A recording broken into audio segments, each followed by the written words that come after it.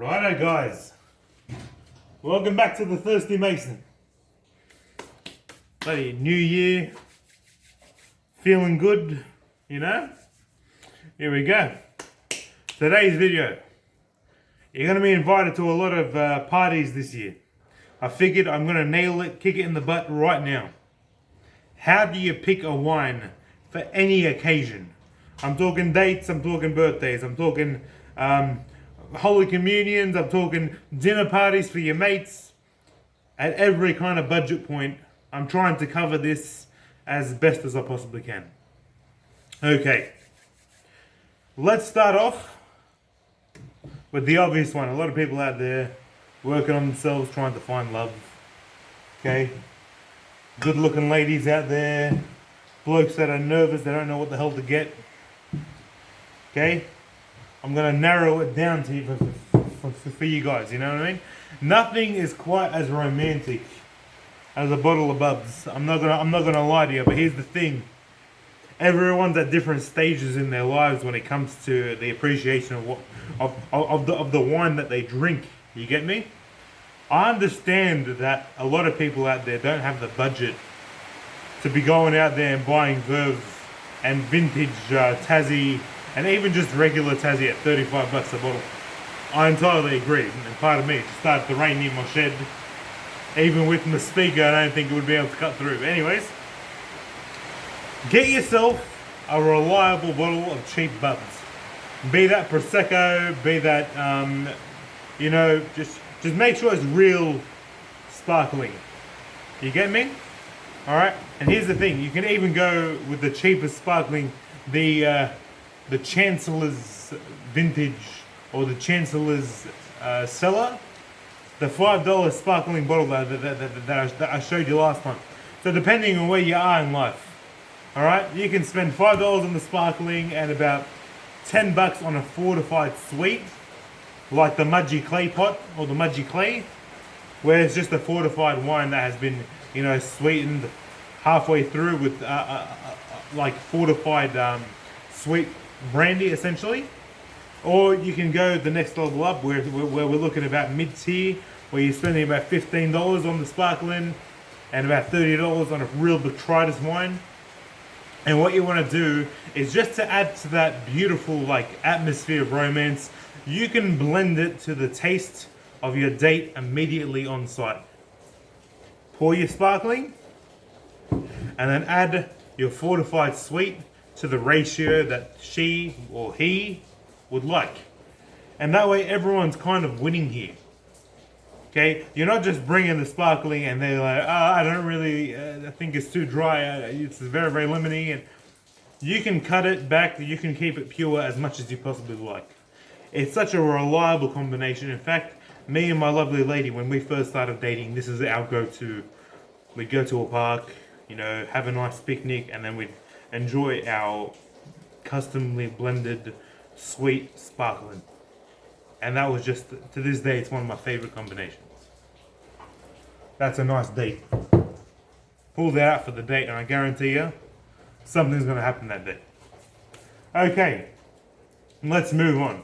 I'm going to a dinner party with friends. Now, I don't know what, you know your friends better than I know your friends. Let's be realistic. I'm a dipshit on the internet, teaching people about wine. Alright, but I'm going to give you two options. Your mates are beginners, 100% freaking noobs. This one's for the ladies, this one's for the blokes that happen to like white as well. Absolute beginner. Alright, I love the Shore Vineyard from Orange because they make something called Riscato. And Riscato is a combination of Moscato and Riesling. And the Riesling and the Moscato stand alone by themselves in this wine, where you can get that beautiful degree of complexity. And it does taste sweet and light and luscious and juicy in all the right ways. It's a wine that you can't help but like it. This is the Coca-Cola of wine, my friends. They nailed the recipe. Don't change it. Don't go for the Pepsi. Sure, Riscato. I'm telling you now, your lips will smack tasting it. You'll be thinking about it for days. Now, say that they have a bit more of a developed palate. You're pretty confident in the fact that they know what they're looking for. and you really don't want to break your budget, both of these should be sitting around the $15 mark. Get yourself a Once and Well Margaret River Chardonnay. Chardonnay is the one hit wonder that just goes through. No one can ever complain that Chardonnay is on the table. Okay? Especially if you got it from a really, really well-known region, such as your Margaret Rivers, your Oranges, your cold climate regions. Yarra makes it fantastic. But put simply, try your best to go with either a reliable warm climate or a reliable cold climate. Don't roll the dice on like a rat and bully or something like that. All right, cool. Let's move on. All right, say what's the same situation but with red wines? Okay, so hanging out with your mates, you want to serve a red. You don't know if anyone's going to be 100% sure about it. You know, you want an option for the non-wine drinkers. You want an option for the wine drinkers. You can't look past a good McGuigan summer Shiraz for a all-round. I'm a complete noob to wineries. I'm a complete inexperienced wine drinker, but I really do want to sit down and have a glass of red. This is a semi-sweet red wine that is just so palatable and so enjoyable that you can even chill it and actually serve it.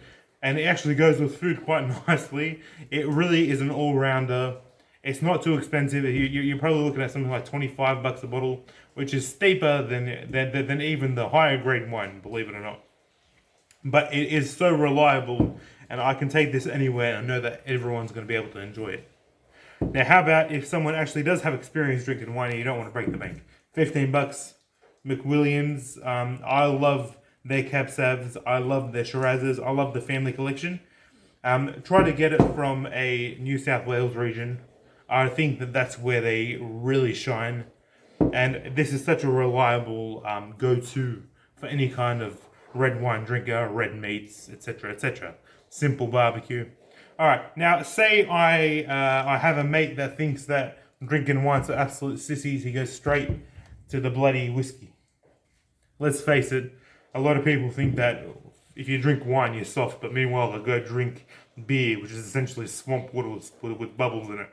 But anyways, don't go for a wine that he thinks is a wine. They have to drink out of a fancy glass. Go for a cognac, go for a fortified wine. You don't have to go straight for cognac and spend the $50. What you can do is you can get yourself a St. Agnes for 30. And that is reliable, it's quite lovely. Even Aldi has a beautiful one called Boutique or Baroque, I believe, and that's selling for about $22, which is actually cheaper than the McGuigan. So don't go telling me that you can't afford the Spirit. You certainly can. All right, and you know what? They're going to bloody love it. They'll lick their fingers afterwards. And that way they can actually understand that wine, it can be hard hitting as well. Okay? Get yourself your brandy, show that mate, and I guarantee you, he'll love you forever for it. You're going to be introducing him to something quite special. Okay, now say you do have that big event coming up, and you want that wow factor, a dinner with the boss, all right, a dinner with someone that really knows their shit, all right?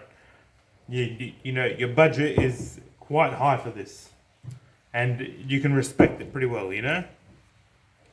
Someone that knows their stuff, you can't walk past Penfolds. This is the premier winery of Australia. Okay, I love their Grenache. Okay, this is a Celador Grenache, but ultimately an RMW, you know, just as long as you don't go with the cheapest range, look at about $30 and up, you are going to get a reliable Penfolds around that price. Now, the other thing that you can do is you can go get champagne, fair enough. But if you want to show off and show that you know your shit, you grab a Tassie. The rarer you can find, the better it is. So this is Apolazzo. This is a grand vintage 2018 Tasmanian. There's only about, 3,397 bottles of this made. And you can only get that through Naked Wines. I've been keeping an eye out, and I swooped in and I got as many as I possibly could. That's pretty expensive. He's looking about $40.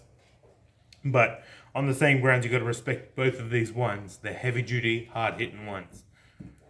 I think that those should be quite reliable for absolutely everyone at every budget range. Worst case scenario, if you're dead broke, 100% dead broke, you can always go and get yourself a big cask of the Di Bortoli. Alright, there's no excuse to have bad wine at any price range. And $5 for a bottle of that sparkling was not bad at all. Okay? You can get cheap fortifyings. There is no excuse to have bad wine at any price point. Anyway, guys, I do hope that this really helped you guys out.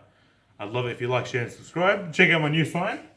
That's a Christmas present from my lovely sister. An absolute angel on earth, and I really don't deserve it. Anyway, guys, hope you enjoy the rest of your day, and I hope you enjoy your rest of the year. Hope that these help you out on your dates, on your dinners, on your get-togethers, and all your parties. God bless.